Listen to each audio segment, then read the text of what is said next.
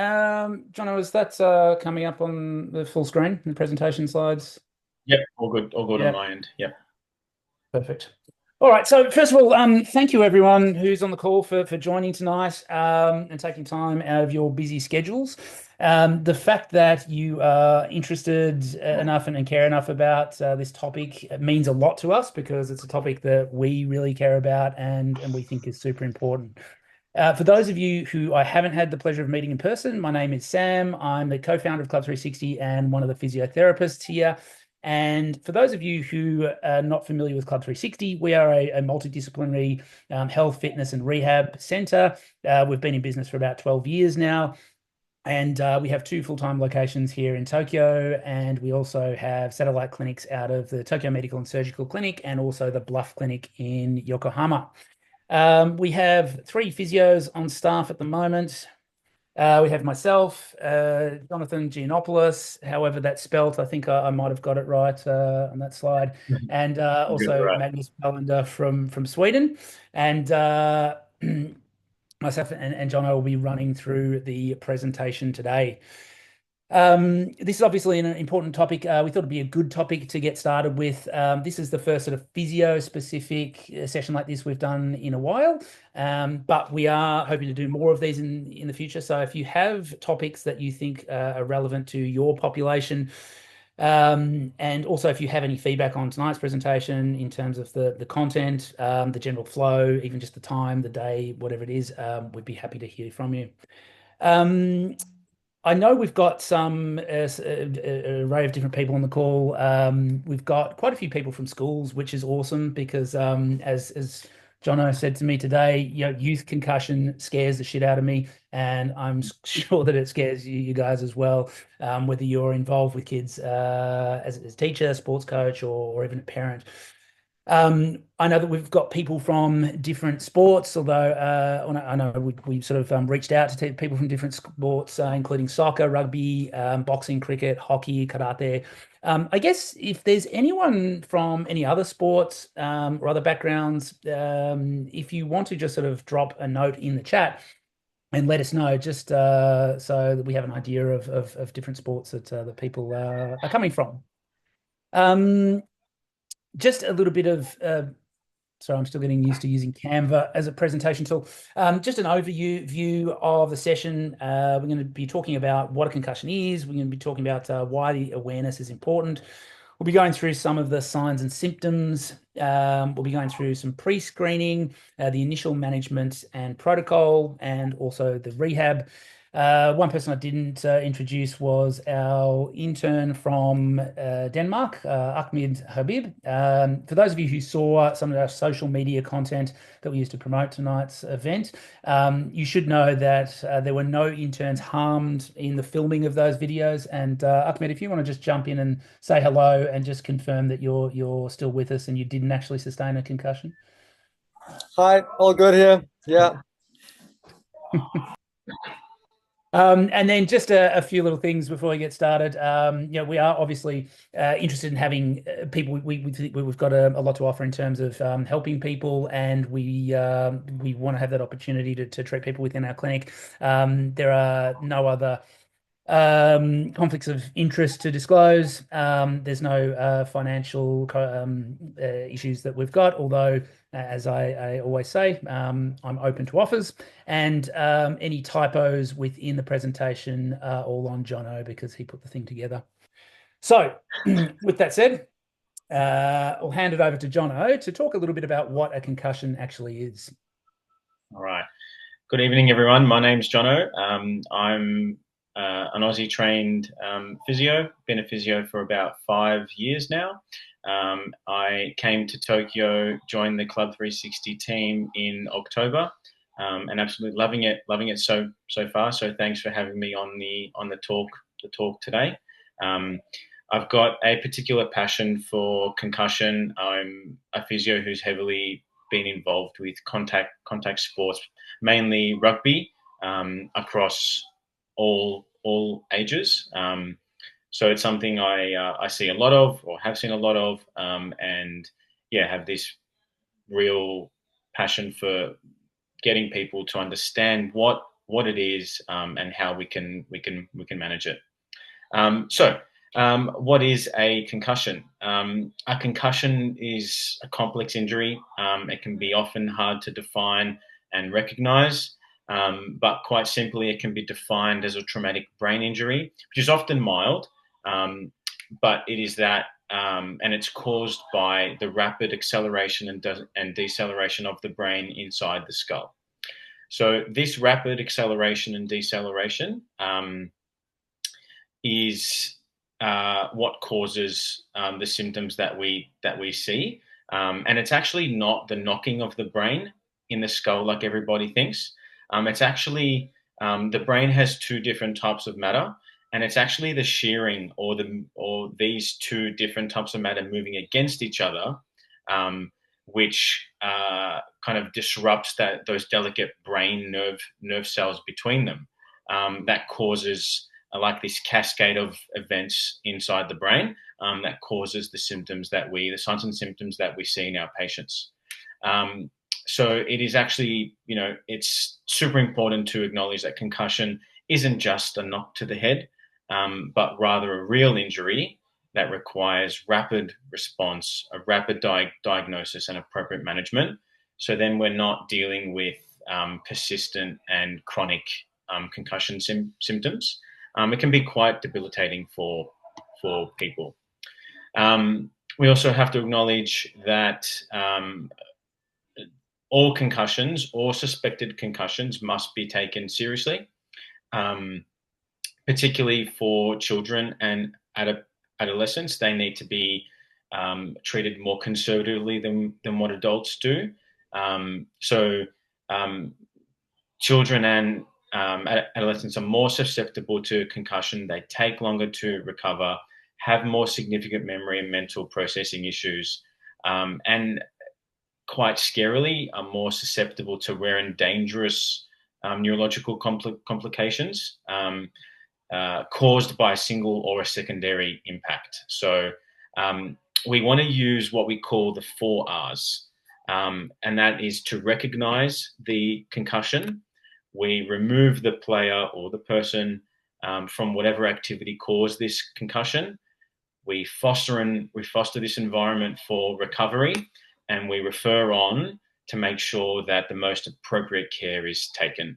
So then we're not dealing with, like I said before, these chronic symptoms or any neurological complications that have unnecessarily come up from mismanagement or not management at all. So yeah, that is our brief overview about what a concussion is. Yes, so we'll move on. So why is this important? I think a lot of the issues come back down to a lack of diagnosis. And like John has said, a concussion is a traumatic brain injury, and it's not something that should be sort of shrugged off, but often it is. People think that, it's just a knock to the head, it's just some mild concussion, and that person will recover. About 50% of concussions are not properly diagnosed. I think that people assume that you need to be knocked unconscious to sustain a concussion, whereas most concussions don't actually result or occur from the result of a loss of consciousness. You also don't need to be hit in the head. So in a lot of sports, that shearing sort of force that Jono described can be caused by trauma to the body, either from an opponent or even from a fall onto the ground. And proper management is important for recovery. So just like you wouldn't send someone back to sport after just resting from an ankle sprain or a knee ligament injury, or you probably shouldn't anyway. The same thing should be said for a concussion. The rehabilitation is important, and rehabilitation may just be relative rest and graded exposure to the load that person needs to develop the capacity to tolerate, but it may require a lot more of an in-depth approach, which we'll talk about in a minute. The immediate impact of concussion for a person who is not removed from that environment of threat, which a lot of the time is a sports field, you can increase your risk of injury to other areas of the body. So a player who is continuing to play when they are concussed, even mildly concussed, will increase their risks of a musculoskeletal injury, and you increase the risk of a serious head injury. So the the potential risk of a second concussion after you've already had a concussion is much the severity of that is much worse than that first concussion, and can result in serious brain injury and even death. So this second impact syndrome is something that we definitely need to avoid. And then the long-term impact, the risk of repeat concussions. So once someone has had one concussion, they're more likely to have subsequent concussions. The amount of force required to cause a concussion is decreased. I think anyone who follows sport will have recognized that with athletes that will have one concussion, and then after that, they seem to have this string of concussions. The amount of force that occurs in a game that causes a concussion becomes less and less. People that follow combat sports, you often talk about a fighter losing their chin once they've had a significant head injury. Then that they are often prone to knockouts and or being knocked out, and that in both those scenarios, team sports athletes, but also combat sports athletes, can see their career decline. Especially combat sports athletes will continue to compete and will often continue to get more head injuries.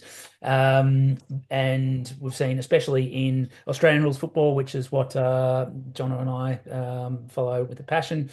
It's tough for Jono because his team aren't very good, but we see a lot of athletes and more athletes in recent times having to retire because of repeat concussions. You have the risk of long-term brain injury. This has obviously been publicised. I think the Australian sports, like Australian rules football and rugby league, are probably sort of 10, 20 years behind where I think the NFL was in the States in terms of the legal implications of past players coming out with ongoing issues as a result of head injury during their playing years.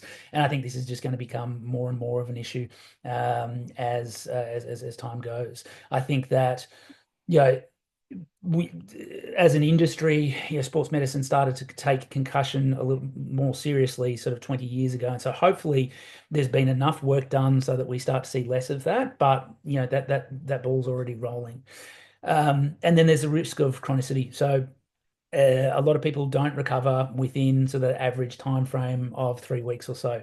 You have symptoms that might go on for months, years, and some people will suffer symptoms of this for the rest of their life. And it can, if it happens in children, it can impact the development, their learning, and it can impact people's ability to work. And even if it only affects people's ability to participate in physical activity and sports, we know that having those things limited can have a massive impact on people's health. So those are sort of the areas, the reasons that we think this topic is really important. So now we'll jump into those very important signs and symptoms. As we mentioned earlier, concussion, difficult to diagnose, difficult to spot. Even for trained professionals, there are times, even in my own practice, right, where on a rugby field, someone's taken a hit, they've gotten up immediately, but, you just spot these little differences in the way they move, in, just the way they interact with the other players. Just something isn't quite right. And it's in those scenarios where if you know all the signs and symptoms, or the majority of them, you can actually spot, first of all, the really obvious ones, and also those ones that are quite nuanced, to make sure that that person is recognized and removed. So then we can, remember all those 4 R's to make sure this person is getting the appropriate treatment that they need. So broadly, the signs and symptoms can be split up into a few categories here. So we've got the physical symptoms, we've got the cognitive symptoms, and we have the emotional symptoms. So the physical ones, these are kind of the classics: the headache, the dizziness, the nausea, the vomiting, double vision, and blurred vision, and neck pain. Those are all quite common. They're the ones that usually the person who's got a suspected concussion or a concussion will tell you about when asked, like, how are you feeling. And so those physical ones will be the first ones that you hear about. It's once they've been recognized and removed, can you see these other symptoms that can add to your kind of board for diagnosis, right? So the cognitive symptoms include that brain fog, that sluggish feeling, things feel slow, like you can't concentrate, confused, disorientated, might not even remember actually what happened as well. So quite often we see, particularly in rugby, when these cognitive symptoms come up, it was like you ask the person, what just happened, and then they're like, I actually couldn't tell you what happened. So quite immediately you're like, that's my flag, off the field, and the protocol now, the concussion protocol has started for this person. Then you've got the emotional symptoms too. So these are people quite often don't know about these ones. So concussed people can be much more irritable, much more emotional. They can feel all of a sudden sad or anxious. So these ones aren't as obvious. These ones will require a little more conversation, a little more assessment. In saying that, though, it's also important to know the person that you're screening or suspecting has a concussion, because this person might, at a baseline, be an emotional person, an anxious person, an irritable person. So if that's also something that you suspect, then consulting someone who knows the person, a loved one, a partner, the coach, or something, friends who know this person, to give you a bit more of a baseline. Is this person more emotional than normal? Is this person more sad or anxious than normal? It just gives you that little more, that extra data that you might need to get this big picture of this person and how they're going. Then you've also got the all-important red flags. These are signs and symptoms that require very rapid response. We almost immediate, very timely transfer to hospital. If hospital's far, calling the hospital, talking to virtual ED or an emergency nurse, or finding a doctor that's close by, is super important. And that's going to be a worsening headache, 2 or more bouts of vomiting. So if a person vomits, we don't classify that as a immediate red flag. It is obviously a sign of and symptom of concussion. But if this person vomits twice, now that is actually classified as a red flag, and that is a immediate transfer to someone else who's much smarter than us on the field for further assessment. You have seizures, which is a pretty obvious one, I guess.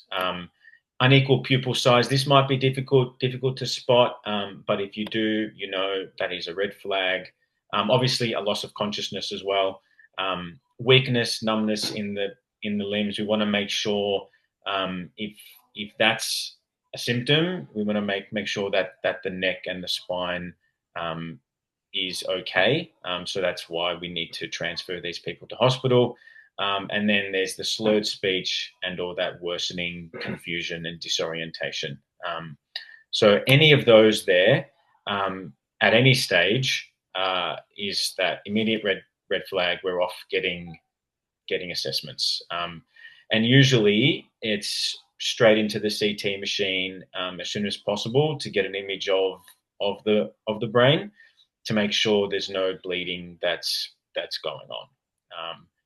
Because you can have a brain bleed even without that direct head knock as well. So we need to be super, super careful.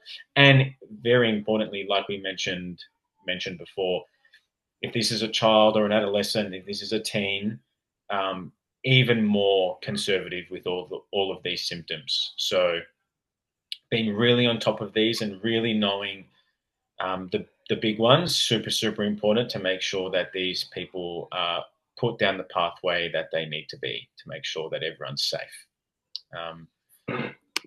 So yeah, we'll these let's everyone let's know all these signs and symptoms, so then we can use our 4Rs to keep people safe. And then, the diagnosis of a concussion is made by a doctor, and unless you have those red flags, the imaging isn't required to make that diagnosis. And I think it's also important that if people do undergo imaging, that just because an imaging comes back negative, it doesn't mean there's no concussion. So if there's no red flags, imaging's not required. But if for whatever reason the imaging has been undertaken, either because they're a red flag or because the doctor has been conservative and has gone ahead with imaging anyway, a negative imaging, negative CT does not indicate that someone has not sustained a concussion. Right, most of the time that will not come back with any positive findings, and I think that's really important to understand. Yeah, concussion is a functional diagnosis, not a structural one. The other side of that is we can't diagnose a concussion from any kind of image at all. So the imaging is only to be sure that there's nothing going on in the brain that's active, like a brain bleed. We're not talking about imaging in terms of a diagnosis, like a concussion diagnosis. You can absolutely have a concussion and no findings on any type of imaging or blood test, anything like that. I think more people are maybe understanding that, which is good. But there's also that thing that people hear that concussion is a functional and not a structural diagnosis, and that therefore makes it less severe or less of an issue. And that's not the case either. It's a functional problem with the brain, and it sort of puts the brain in a very hungry state. So you have so much going on with all these neurotransmitters that are flushing around inside the brain, trying to help that repair process, and that takes up a lot of brain energy. And that's there's different systems involved, which we'll talk about in a second. But that's why we'll talk about sort of general health stuff in a minute. But it's important to understand your brain is working super hard to recover from the trauma that it's undergone, and that puts it in a very delicate state, and that needs to be really taken quite seriously. We'll talk a little bit about pre-screening, because this can be useful, and there's different levels and different types of pre-screening that you can carry out with the populations that you're involved in working with. The most common form of pre-screening for concussion is the SCAS, the Sports Concussion Assessment Tool, and we're up to the SCAT-6 now. And this is basically updated every time the World Concussion in Sport Group has a consensus meeting, which then produces a consensus statement. The last one, I think, was delayed by, I think it's every 4 years that they do it, if I'm not mistaken. The last one, I think, was delayed by 2 years because of COVID, and that was in Amsterdam in 2022. And so the most recent consensus statement is what we based our management and the contents of tonight's presentation on. The SCAT basically goes through some balance, cognitive, and memory type tests and serves as a baseline. So if someone has undergone and it has sustained an injury and they're suspected of having a concussion, and you think, oh, this person is slurring their words, or making some errors or making some typos. If you have these backgrounds, these baseline scores, you'll know that no, that's just Sam, that's just his brand. He slurs his speech, that's what he does. You have a baseline of which to work on and to compare the before and after status of that person, that athlete. We are so basically, so at the moment we have the executive fight night at the moment, and these guys are going through their training camp. And I was going to say they're about to start a session in about an hour's time. We're taking all the athletes through the SCAT 6. I think Yuki's walking in time with the music there. So that if they do sustain a concussion on the night, we basically hand their SCAT findings over to the doctor. And part of it actually listening to someone read some of the test steps and the symptoms out so that we can actually hear them talk, hear if there is any slurring or issues with their speech pre-injury. So as I said, if they do sustain an injury during the bout, the doctor can assess it and compare it to their baseline findings. I think it's also useful if you're in a sporting environment to have an idea of someone's basic vitals like their heart rate and blood pressure, because this may give some insight into the autonomic nervous system function. So the autonomic nervous system is that sort of fight or flight system, which is often upregulated after a concussion. And so if you have someone that sort of sits at 50 beats per minute in terms of resting heart rate, and then after they sustain a concussion, they're starting to recover, but that is still chronically elevated, then that might show that their autonomic nervous system hasn't recovered to baseline. And we need to maybe focus on the autonomic nervous system in part of our recovery. And then this is really sort of more advanced for, I guess, more at-risk individuals. So I think high-level combat and contact sports athletes with access to this, you can do neurocognitive testing, which is basically sort of taking that SCAT to the next level in terms of really looking at the nitty-gritty of their cognitive function and having that to revert back to as a baseline. Cool. So initial management, John. All right. So we're going to come back to those 4 Rs again and again. They're there for a reason. They're the most important when someone has an acute concussion. It's only when you can recognize and remove that person can you start to recover and refer them on, right? So it's super important in that initial stage to make sure that we know those 4 Rs. Now, the recovery phase, that's what we're talking about in this initial management.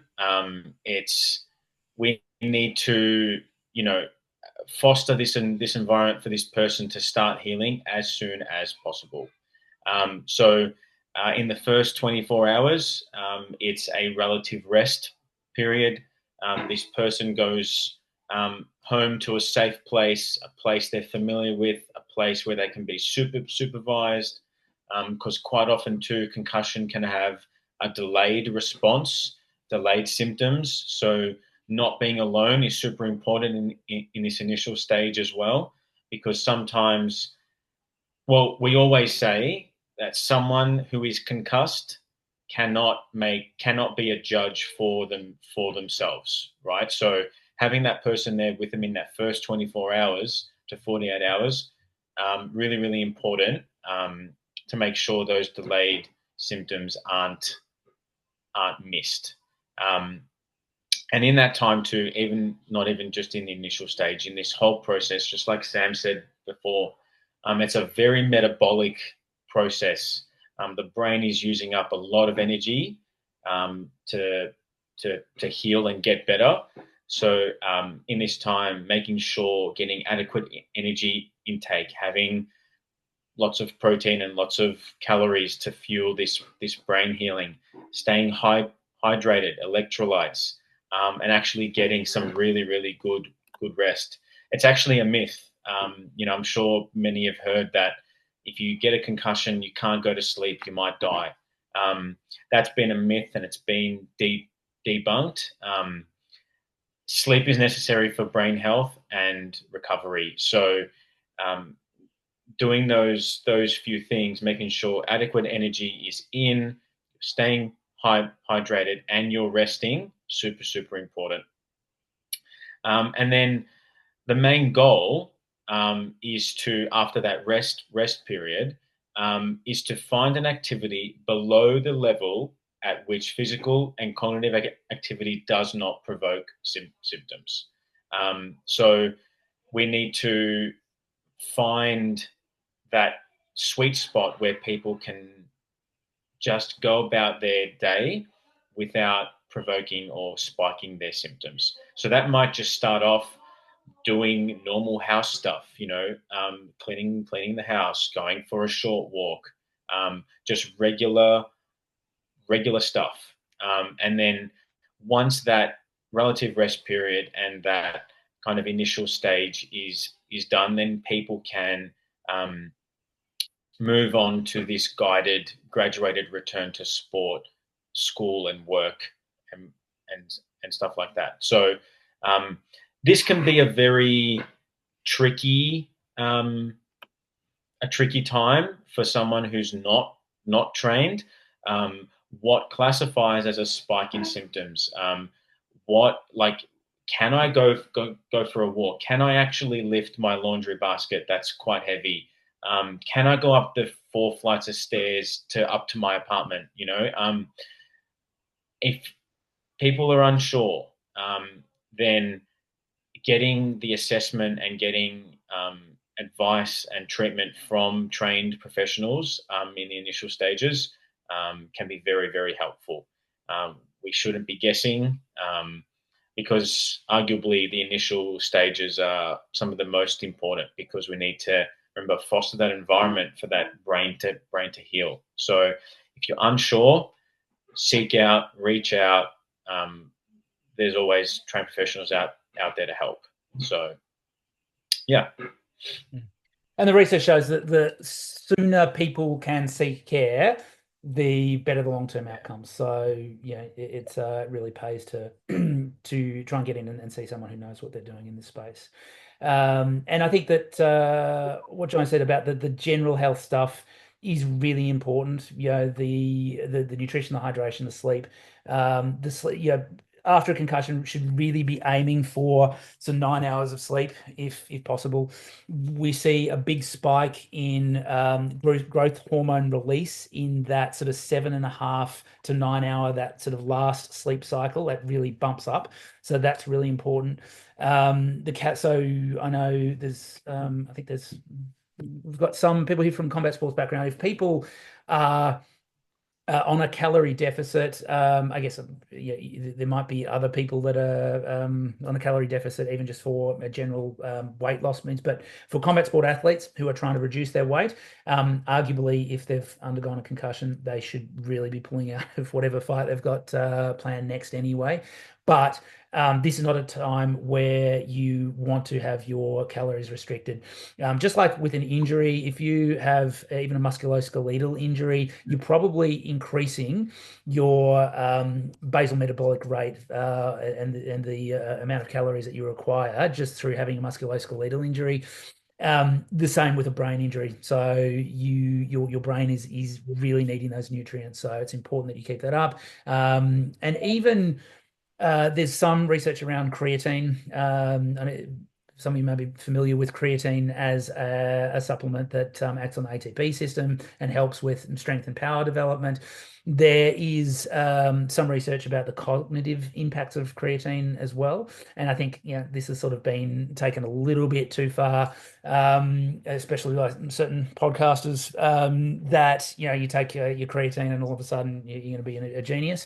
I think that for a normal cognitive function, it probably, or at least we don't have enough evidence at the moment that it has a huge effect. But I think if there is if the person is in a state of cognitive stress, as you will be after a concussion, I think that's a spot where creatine can be really useful. So there's no real side effects apart from the gastrointestinal issues that some people might have. But if you have an athlete that is used to taking creatine anyway, just upping their dose to sort of what would be like a loading dose for sort of a week or two can be quite useful. And yeah, like John said, the social support is really important. It's important that someone who's undergone sustained a concussion has a good sort of social network behind them. this is sort of a summary of the stuff that we've just gone over. And we will send this to everyone who signed up to register for the webinar. If you just had the Zoom link, feel free to email me, sam@club360.jp, and I'll send out this and a few other resources that we've got for you to have in your tool bag. This one's really, really good to have in, particularly this is in a lot of schools, in like first aid rooms and nursing offices. It's just a really good. This can be printed out in A3. It's very easy to read. It's a really good resource to have on hand in those areas where these people are going to be going to. So then you've got kind of this checklist to use. So you're not kind of guessing the process because it is a complex process, right? So this is a really good resource to have on hand in all those high traffic kind of first aid rooms and nursing offices and whatnot, and club rooms, etc. So, and obviously it's Aussie based, so all those numbers and stuff might be irrelevant to you, but just the thing itself is really good. I think one of the things that's changed the most in terms of concussion management and has come out of the last consensus statement is the importance of early exercise. So low intensity exercise with mild symptom reproduction can be effective in that early stage of the concussion. So if someone has a little bit of an increase in their symptoms while they are performing low intensity exercise, as long as it comes down when they finish, then that's actually beneficial. And it's also if someone is suffering a longer term concussion, so something that goes on for greater than a month, then it can be an important part of the rehab process then as well. The modality on which that takes place may need to be adjusted. So if someone is very sensitive to the movement of the head, the treadmill might not be a good option. And so something like a stationary bike, it might be useful. I think the stationary bike is good because it's low impact and it also you're not moving the head. So even something like a rowing machine, whilst it's low impact, if someone is very sensitive from a vestibular perspective, the actual movement of the head is one of the things that is provoking their symptoms, then that might not be a good option for them either. But a bike for most people is pretty well tolerated. We talk about sort of rehab and return to function. With other areas of the body, we are always trying to, speed up how quickly we can get people back to sport. However, since we've had more thorough screening and testing in place, the return to sport times have actually increased fivefold in the last couple of decades. And that is a good thing because obviously people were returning to sport way too early. And hopefully, even just the fact that we are preventing people from returning to sport will help to sort of change that trajectory of the curve of people who are coming out later in life having symptoms related to head injury during their time in sport. The return to sport is variable, but the average is 20 days. Sorry, I realized I was using physio shorthand there, but 20 days or 3 weeks is average. We have stages. So the first is the symptom resolution at rest. So that's where we have resolution of symptoms associated with the current concussion at rest. Complete symptom resolution, so resolution of symptoms associated with the current concussion at rest with no return of symptoms during or after maximal physical or cognitive exertion. Return to learn phase. So return to pre-injury learning activities with no academic support, including sport accommodations or learning adjustments, and then return to sport, which is completion of the return to sport strategy with no symptoms and no clinical findings associated with the current concussion at rest and with maximal physical exertion. So at that point, someone is back to their normal activity levels and not experiencing any symptoms. Return to learn. This is also something that has changed. I guess the current concussion consensus statement is more has has sort of allowed more, I guess, has been a little bit more aggressive in terms to return to activity. Just as we are with musculoskeletal injuries, we can tolerate a little bit of symptom reproduction as long as that settles down, for a lot of conditions within a certain period of time. We used to recommend avoiding screens completely until asymptomatic, but the latest research shows that it just needs to not exacerbate the symptoms. So screen use, as long as it doesn't make things worse, is okay. And we sort of think of that as a form of loading. So if someone is using a laptop or tablet or even reading, they are getting some basic loading through their eyes and through the brain. And that, as long as it's at the right dosage, is actually helpful. Um, Chunking of time it can be really useful. So if you're in that environment as a teacher or a parent, encouraging chunks of time where a student, or even if you are in a workplace where someone has sustained a concussion, encouraging them to do small chunks of work and then having breaks in between, so that someone isn't sort of pushing through for hours on end, pushing into greater degrees of symptom reproduction, and then having a longer recovery time afterwards. I think beginning normal daily activities as soon as possible, both from a loading perspective, helping encourage the healing process within the brain, but also from a psychological perspective. We don't want to bog someone down feeling, almost disabled for too long, if that's not actually necessary.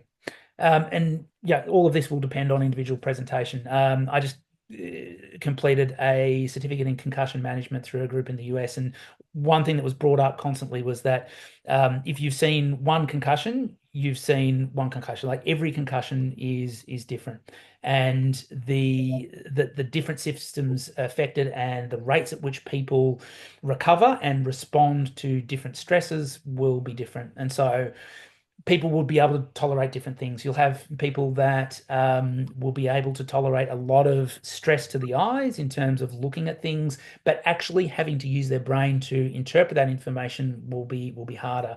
Whereas other people, they can actually think, they can have a discussion, they can retain information, and they can communicate very well, but the actual reading is the problem. So again, at that stage, the referral becomes important, and having someone who is able to assess the different systems and prescribe the right intervention based on those assessments is important.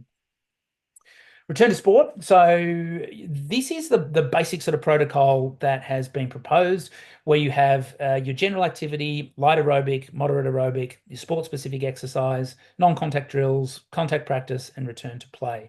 And it's important that if you have symptom reproduction or an increase in your symptoms, that you take it back to that previous stage. So if we expand on this, and this is another a slide that we'll share with you afterwards. The light aerobic exercise is considered up to 55% of maximum heart rate, and then you go up to moderate, which is 70%. And this might be stationary cycling or walking at a slow to medium pace. You might start some light resistance training that does not result in mild or brief exacerbation of concussion symptoms. Obviously, you don't want to go too crazy with resistance training because of the intracranial pressure increase that occurs when you're lifting heavy weights. Sport-specific exercise. So before you go back to any sport-specific exercise that involves a risk of head impact, you need to have a medical clearance, and that should be obtained before going into that specific step. And that might be starting off initially away from the team environment. So things like running, change of direction, individual training drills away from the normal training environment with the team. And you can layer on different things. And I think maybe if we just we'll come back to that. But if we talk about the extended rehab and the different things that we are targeting within our rehab, your basic concussion may just require a graded return to function, but there are these other systems that may be impacted. So we have our vestibular system, which is the inner organs in the brain and ears that's a sense change in position. So if we move our head from side to side, if we turn side to side, those vestibular organs are picking up that position of the head in space and relaying that information back to the brain and getting the brain to guide the response of the musculoskeletal system. We have the oculomotor system, which is the eye function and how this interacts with the rest of the system. We have the cervical spine, the neck, which is often affected due to the impact involved and the impact required to cause the concussion. And for a lot of early stage concussions, the neck is where we start, because if your neck range of motion or your neck function is limited, then that's going to throw everything else off. Your vestibular system is going to be affected because your neck isn't moving properly or functioning properly. And it's a fairly easy thing for us to get started with doing manual therapy and basic low-level exercise to try to restore the function of the neck. We have the somatosensory system, so basically the brain's awareness of the rest of the body. So if people are describing things like, my foot just doesn't, my legs don't feel the same, I'm having trouble when I walk, it doesn't sort of feel like my legs doing the right thing, those sort of symptoms, or more frank neurological things like numbness and weakness and things like that, that may be related to somatosensory system impairments. We have some footage here of Ahmed going through some basic assessments. So these are assessments that are part of what we call the VOMS, the vestibulocular motor screen. And these are the most basic systems of the sort of assessments of the vestibular and ocular motor systems. And here we're looking for both symptom reproduction. So if someone describes a worsening of their symptoms with these type of exercises, that may indicate that those symptoms are involved. And also looking at more objective findings in terms of eye function. We might have what we call a saccade, where the eyes aren't quite coordinating properly. We're having a sort of a jump rather than smooth movements and coordination between the eyes. And we're also looking at endurance and response to changing different variables like speed and things like that.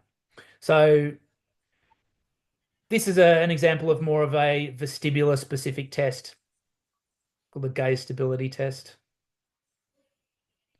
Again, no interns were harmed during the filming of this. Here we're looking at some balance assessments, and then we start to integrate some balance and vestibular assessments. And this is often what happens when we go through the rehab process. We start layering things on. And as we go through our assessments, we might see things come up that would guide us into thinking that different systems were affected. Balance can be affected by any of the things that we talked about. We've already talked about the autonomic system, which is why we measure things like heart rate and blood pressure.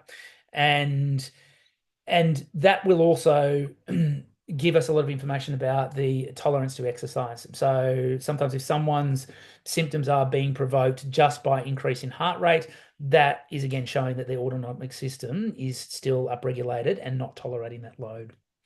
Cognitive, so difficulty with memory and concentration. So you might have issues, comprehending information at work or at school.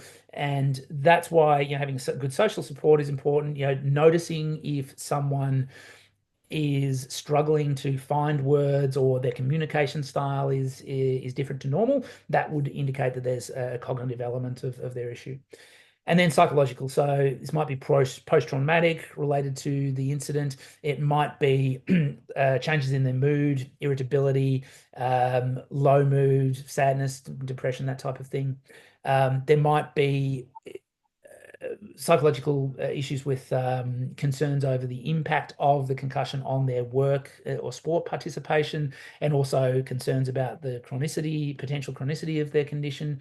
And also we know that a past history of mental health issues does have a worse prognosis for concussion recovery. So if we go back to individual sport-specific exercise, depending on what sport you're doing, you're going to start with, I guess, the least intense form of the activities that are required for those sports. But as you progress through sports-specific exercise, how you progress it might depend on what system is actually impacted. So if someone's oculomotor system, so their eye function is impaired, then if they're having to catch balls all over the place, then that might flare them up. If it's more of a vestibular issue, if they're having to do a lot of change of direction where they're moving their head a lot, that might cause a greater load to their system. Like I said, if it's autonomic, it may just be that they have to start at a lower intensity of exertion. So we talked about the 55% and the 70% as being those sort of light and moderate thresholds for aerobic exercise, but you do often see that even if someone is tolerating the 70% of max heart rate, once they tip above 80, there's a sort of new barrier that you might see symptoms arise after.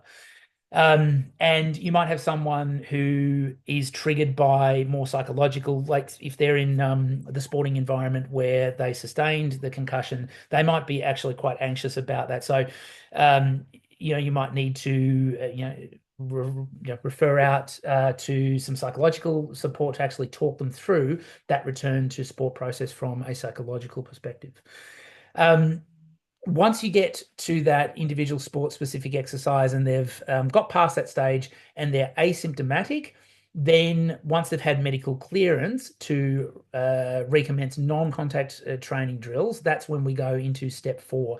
So I think it is possible for a sports coach, PE teacher, parent to sort of guide a person or an athlete through those first 3 stages. Depending on the complexity of the sport and the condition, there is a lot of input that physiotherapy and other health professionals can have in that stage. But I think once you get to the stages 4, 5, and 6, I think that's where we can perhaps offer a little bit more support and guidance. These stages they need to be asymptomatic. So you only commence stage 4 once that person is asymptomatic at the previous stages. And if you at any stage get a re-aggravation of the symptoms, we need to go back to stage 3. So stage 4 is non-contact training drills. So exercising to a high intensity, including challenging training drills. And so at that stage, you're getting in a lot of change of direction, reacting to external stimulus, and integrating the different things involved in the sport, the balls and rackets and everything else that's involved, and then integrating into the team environment. Full contact practice, so you're participating in normal training activities, and the goals of this stage are to restore confidence and assess functional skills by the coaching staff. Now, non-contact to full contact is a gap that, depending on the sport, needs to be taken in different stages. So if you're playing a sport with less contact, like say, soccer or European football, whatever you want to call it, then the steps required to going back to more of a full contact practice are going to be less. If you're in a collision sport like rugby, that's going to be increased. If you're in a combat sports environment, then that progression is going to be slower. So technically, according to the last consensus statement, you can get through this progression in a week. But I would say for collision sports, you really need to be spending at least a week in that progression from non-contact to full contact, because there needs to be a progression in terms of the type of contact drills required. Coming back to, you don't need to be hit in the head to sustain a concussion.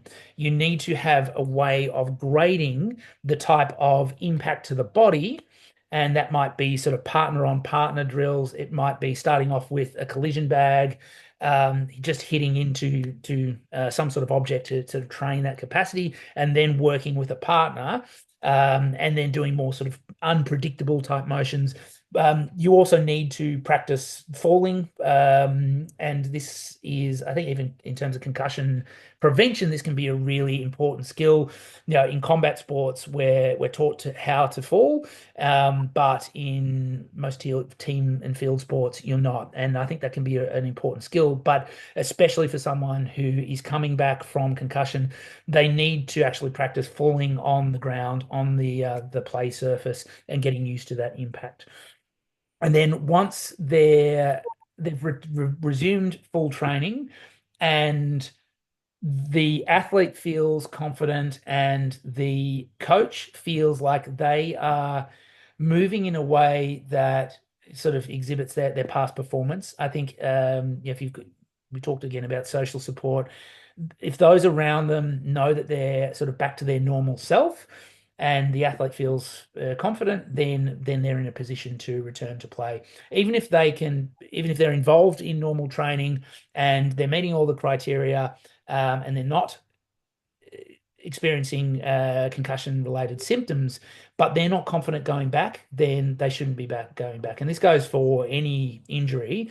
But if and especially for collision sports, if they're not confident going into a collision, they're putting themselves at risk of further injury, both in terms of further concussion, but also in terms of other musculoskeletal injury. And then they're also, putting their performance and their team's performance at risk as well. John, is there anything else you wanted to sort of elaborate on in terms of that? Yeah. So there's a really good point about stages one to three and spending adequate time there. So Rugby Australia have this thing called the blue card. So referees now, and they've had it for quite a few years, have the power to give out a blue card to someone. So they've got this extra training to see all those signs and symptoms that we spoke about before. And if they deem this person has concussion symptoms, they pull the blue card, which then initiates this cascade of events for this player. And if the player is under 18 years old, there is a mandatory stand down of 21 days. And if a player is over 19, the mandatory stand down is 12 days. And they cannot go past level 3 at all in that time. So they cannot return to training, even non-contact training drills, until that time is up.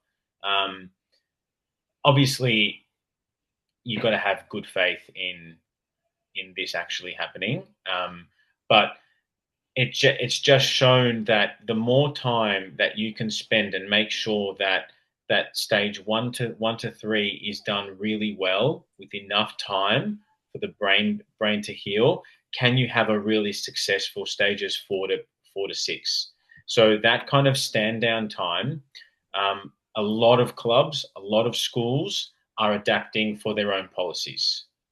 So we actually see people can't actually come back even if they weren't given a blue card, or they're in a different sport that doesn't have the blue card. A lot of places are implementing a very similar thing with mandatory stand down times to give stages 1 to 3 enough time to do their job. So it's probably going to help out a lot of people.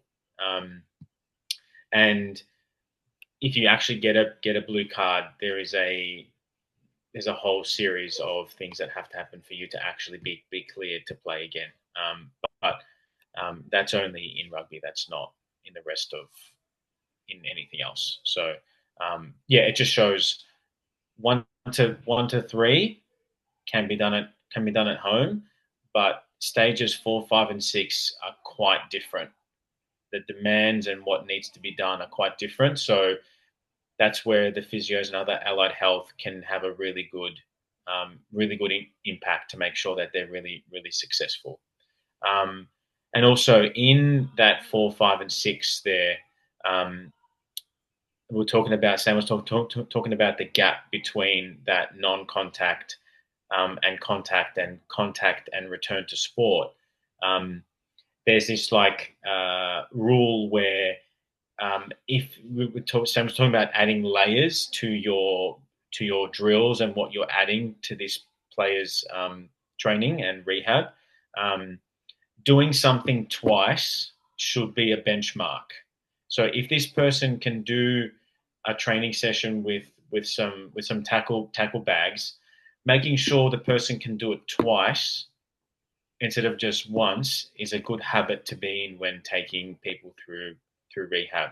Same with even the stages one to three. Being able to do these stages more than once to make sure is a good way to go about this. So yeah.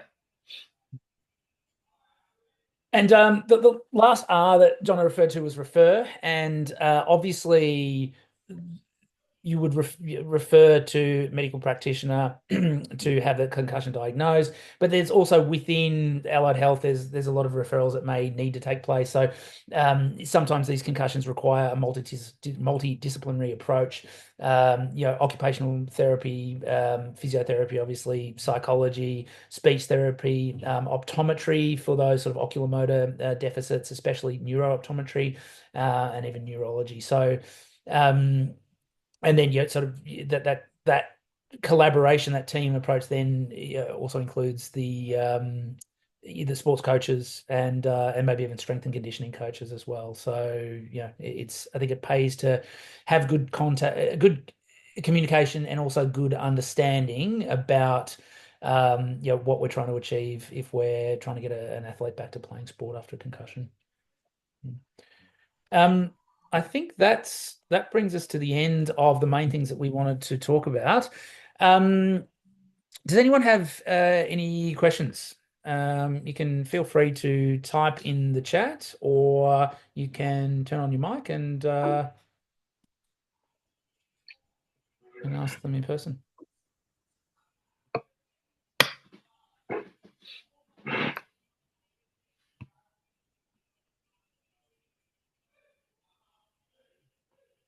Hi there. I do have a question.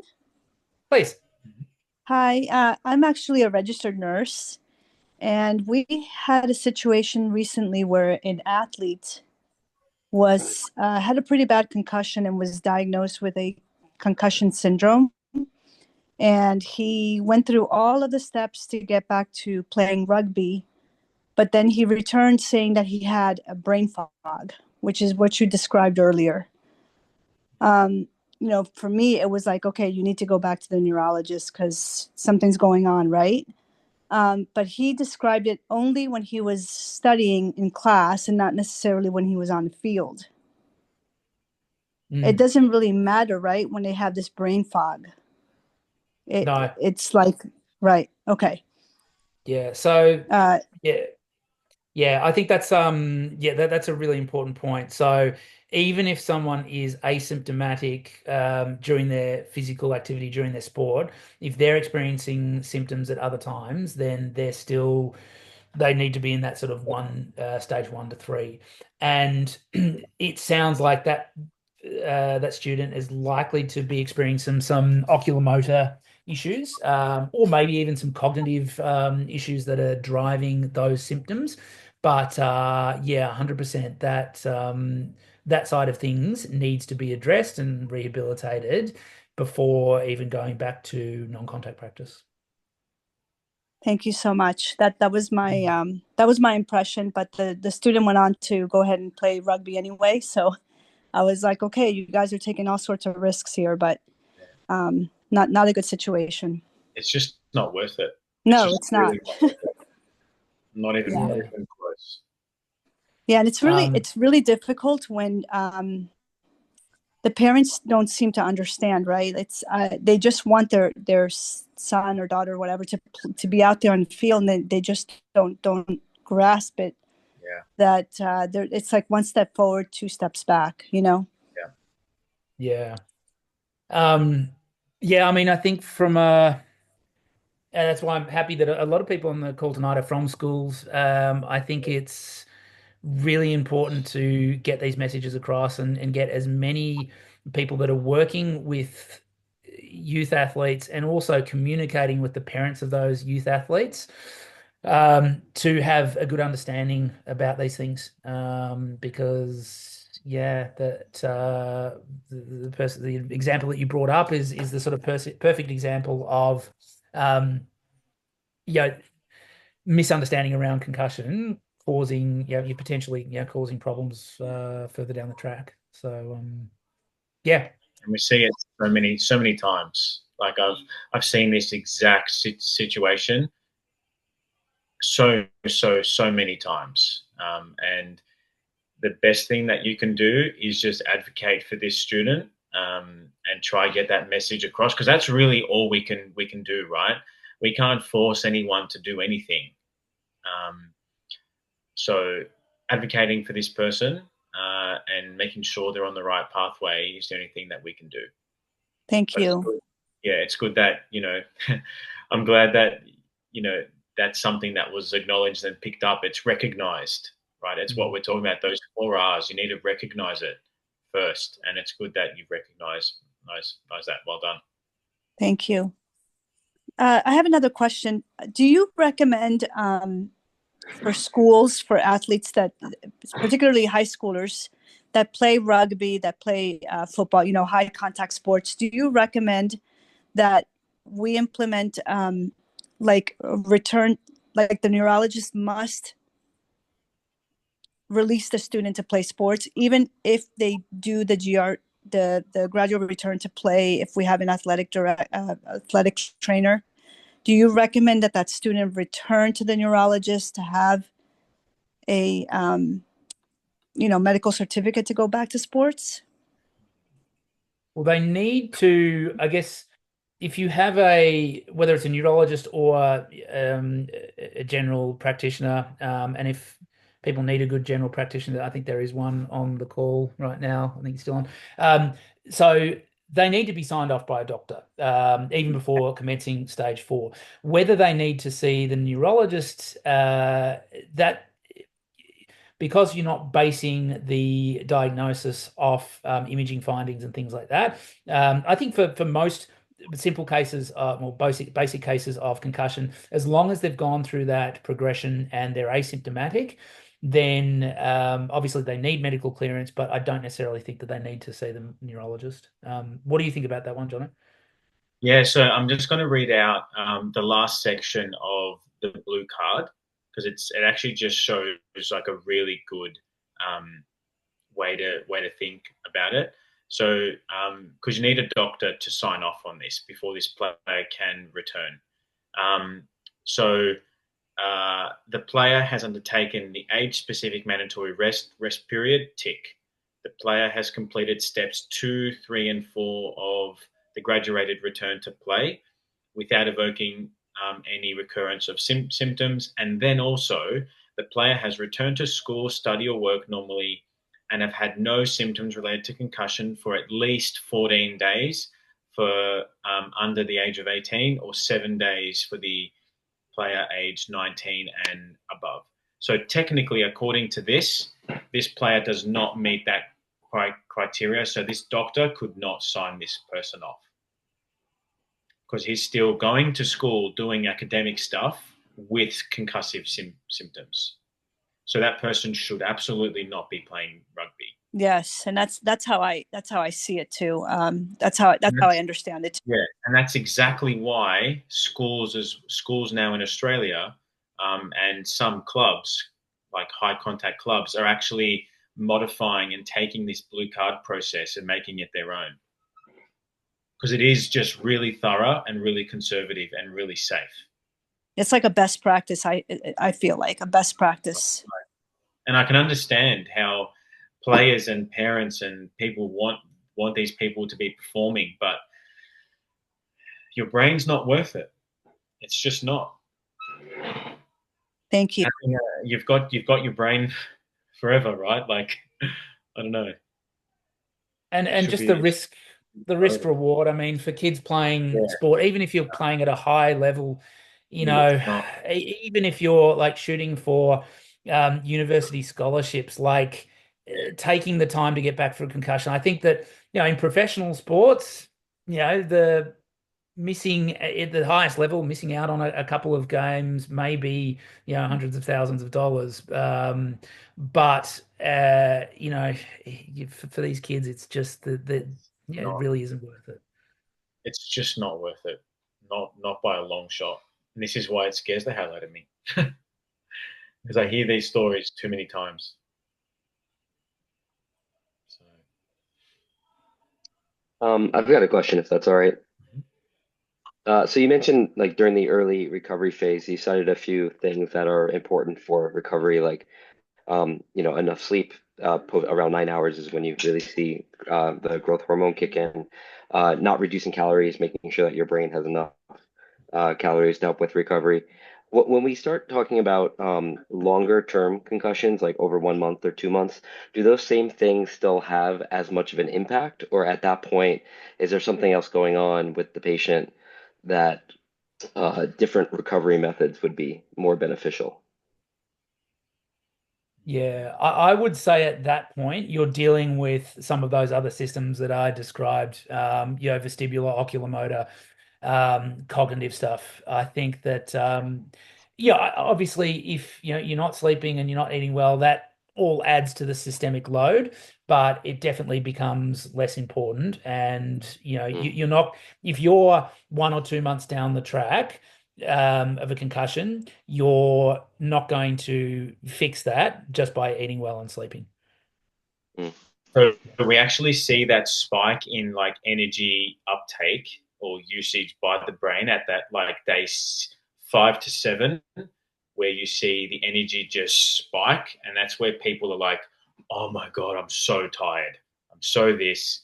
That's when that nutrition, hydration, and sleep are super important at that time where you've got that spike. All those neurons that have been sheared away from like in that trauma, they're just trying to reconnect in all that time. There's obviously like a delay in that happening. So that's when you need all of that stuff to happen. So at that the month down, 2 months down, you just got to be eating and drinking and sleeping like a regular person would, just for normal health and well-being. Right. Okay, thanks.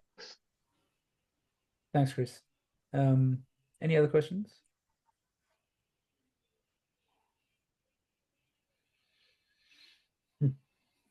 I'm going to count to 10 because someone will usually jump in at 2. So on 10, 9, 8, 7, 6, 5, 4, 3, 2, 1, and we're done. So like I said, for people that registered, I'll send those references on, and if especially people from schools, if you want us to come out and either do some pre-screening or talk to some of the coaches about having some sort of return to play protocol in place, more than happy to do so. As I said, this is a space that we think is really important, and with what we can do within the community here in Tokyo, we'll do everything we can to optimize the way things are done. So thanks everyone for joining tonight. Really appreciate all your time, and just appreciate you caring about what's going on in this space. So thank you, and have a good night. See ya. Thank you. Yes, take care. Thank you. Good night. Thank you.